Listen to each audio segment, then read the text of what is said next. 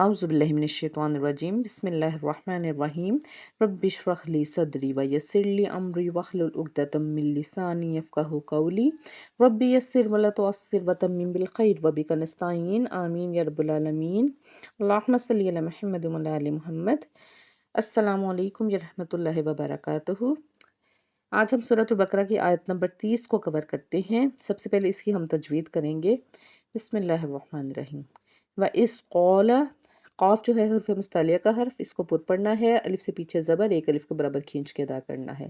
رَبُّکَ، وا کو پر پڑھیں گے کیونکہ اس کے اوپر زبر ہے، با کے اوپر تشدید کا سائن، اس لیے 2 بار اس کو ادا کریں گے۔ لِلْمَلَائِکَةِ، لام کے اوپر بڑی مد اور آگے حمزہ ہے اسی کلمہ میں، تو اس سے مد متصل کہتے ہیں۔ اس کو 3 سے 5 الف کے برابر کھینچ کے ادا کریں گے۔ انی، ساکن کے اوپر تشدید، نون مشدد، تو اس کو ہمیشہ غنہ کے ساتھ پڑھیں گے۔ جاعلون، لام کے اوپر تنوین اور اس کے بعد فا کلمہ اخفا کریں گے، یعنی کہ آواز کو ناک میں چھپائیں گے۔ فی الارض، را ساکن سے پیچھے زبر، تو را کو پر پڑھیں گے۔ دعاد اور حرف مستعلیہ پر پڑھیں گے۔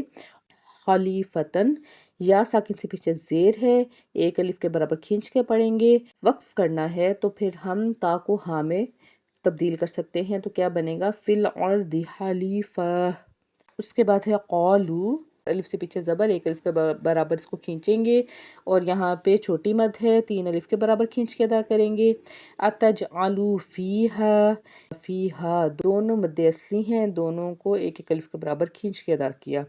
اس کے بعد ہے من یفسدو، نون ساکن کے بعد یا آئے تو ادغام کا قاعدہ ہوگا، آواز کو ناک میں چھپائیں گے۔ آگے فیہا مد اصلی ہے، دونوں میں ایک ایک الف کے برابر کھینچ کے ادا کریں گے۔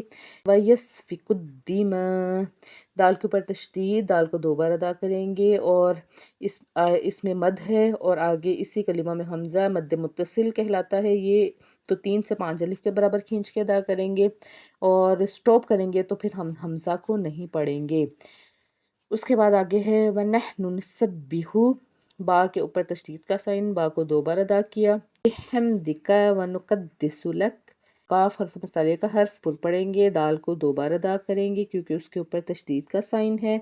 اور اس کے بعد آگے ہے قول، میں الف سے پیچھے زبر، ایک الف کے برابر کھینچ کے ادا کیا۔ انی میں نون مشدد، غنہ کریں گے۔ اعلم ما لا، ان دونوں میں الف سے پیچھے زبر، ایک ایک الف کے برابر کھینچ کے ادا کیا۔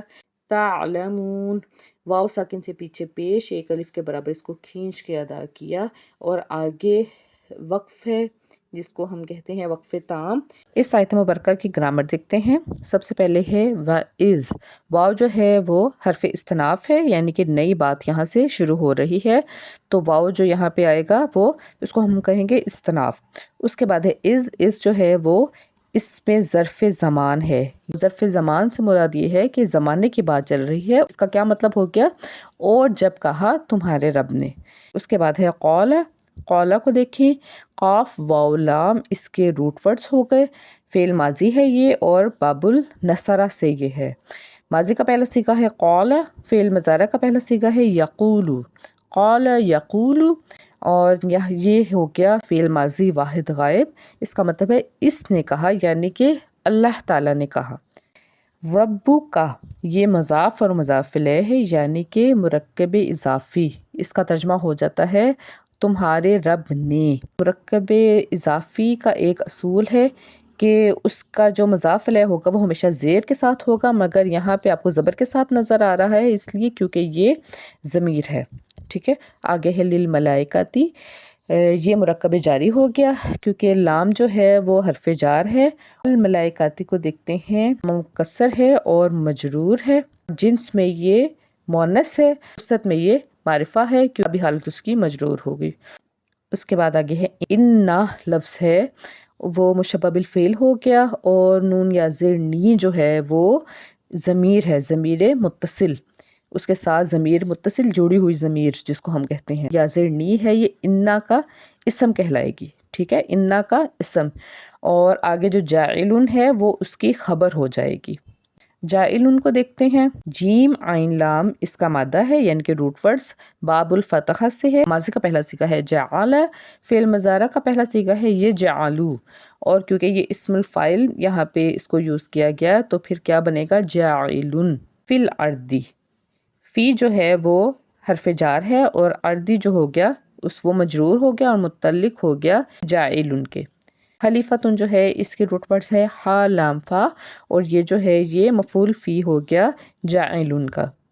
قالو یہ فعل ماضی ہے، قاف واو لام روٹ ورڈز ہیں، باب النصرہ سے ہے اور اس کی جو فاعل ہے وہ ہم ہے۔ ماضی کا پہلا صیغہ ہے قال، فعل مضارع کا پہلا صیغہ ہے یقولو، قالو یعنی کہ فعل ماضی جمع غائب اور اس کا مطلب ہے انہوں نے کہا۔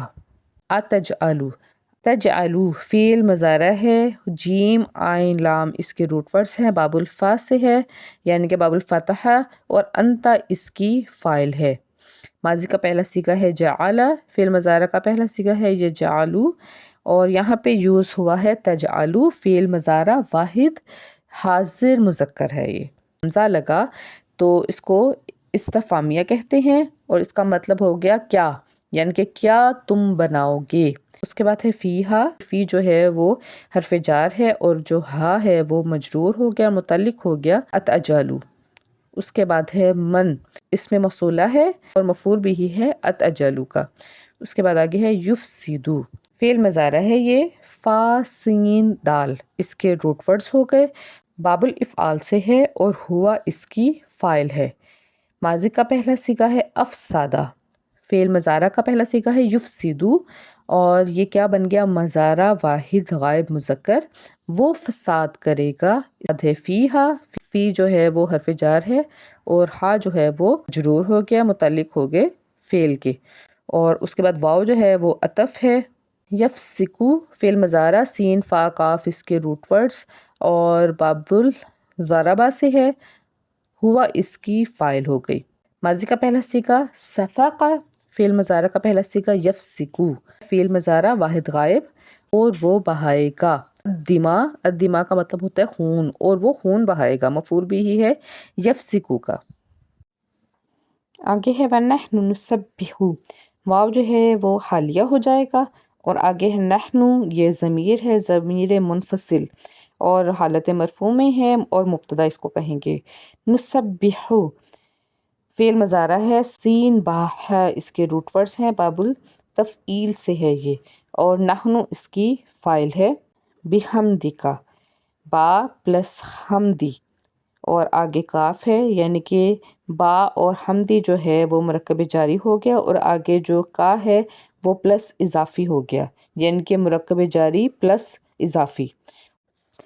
اس کے بعد ہے نقدسو، فعل مضارع ہے، قاف دال سین اس کے روٹ ورڈز ہیں، باب التفعیل سے ہے اور نحنو اس کی فاعل ہے۔ ماضی کا پہلا صیغہ ہے قدسا، فعل مضارع کا پہلا صیغہ ہے یقدسو۔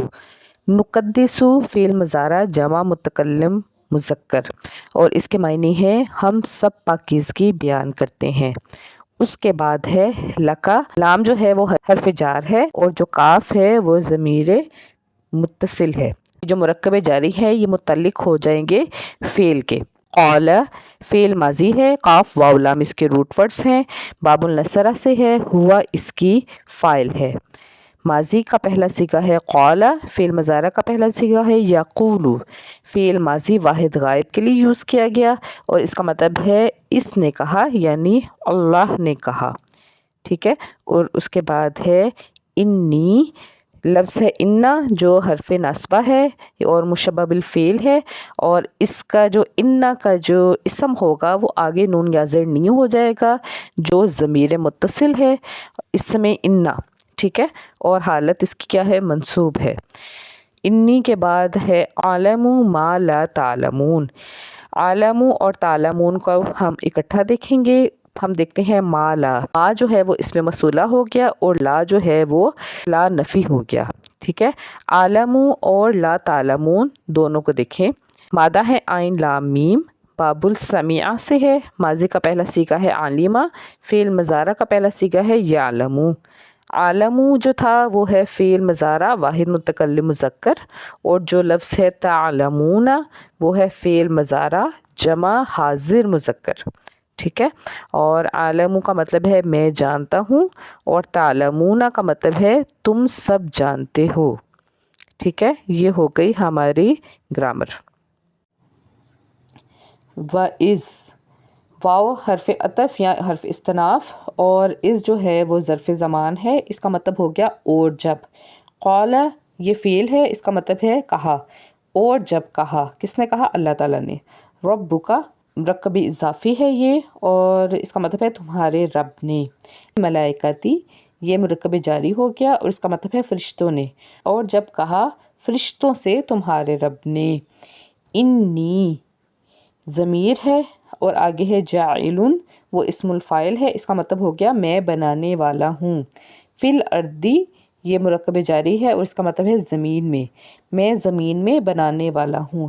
خلیفتن یہ ہے مفعول بھی، اور اس کا مطلب ہے نائب۔ قالو انہوں نے کہا، یہ کیا تھا؟ فعل۔ اتجعلو یہ بھی فعل ہے، اس کا مطلب ہے کیا تم بناتے ہو؟ فیہا مرکب جاری اس میں یعنی کہ زمین میں۔ من یفسدو فعل ہے، اس کا مطلب ہے جو فساد کرے گا، یعنی کہ زمین میں جو فساد کرے گا، کون؟ نائب۔ فیہا ہو گیا مرکب جاری، اور اس کا مطلب ہے اس میں۔ وَيَسْفِكُ الدِّمَاء یہ فاعل ہے، اور اس کا مطلب ہے وہ خون کرے گا یا خون بہائے گا۔ وَنَحْنُ ہم تسبیح بیان کرتے ہیں۔ بِحَمْدِکَ مرکب جاری ہے تیری حمد کے ساتھ۔ وَنُقَدِّسُ یہ فعل ہے، اور اس کا مطلب ہے اور ہم پاکی بیان کرتے ہیں یا پاکیزگی بیان کرتے ہیں۔ لَکَ مرکب جاری تیرے لیے۔ قال فعل، اس کا مطلب ہے اس نے کہا۔ انی نصبہ پلس ضمیر بے شک میں، اعلم ما لا تعلمون موصولہ پلس فعل جو میں جانتا ہوں تم نہیں جانتے۔ اب ان کا آسان لفظی ترجمہ دیکھیے۔ وَإِذْ قَالَ اور جب کہا، ربک تمہارے رب نے، للملائکتی فرشتوں سے، انی جاعل میں بنانے والا ہوں، فی الارض زمین پہ، خلیفتاً ایک خلیفہ یا ایک نائب۔ قالوا کہا انہوں نے، اتجعلوا کیا آپ بنانے والے ہیں، فیہا اس میں، من یفسدو جو فساد کرے گا، فیہا اس میں، ویسفک الدماء اور بہائے گا خون، ونحن اور ہم، نسبح تسبیح بیان کرتے ہیں، بحمدک ساتھ حمد کے، ونقدس اور بیان کرتے ہیں پاکیزگی، لکا آپ کی۔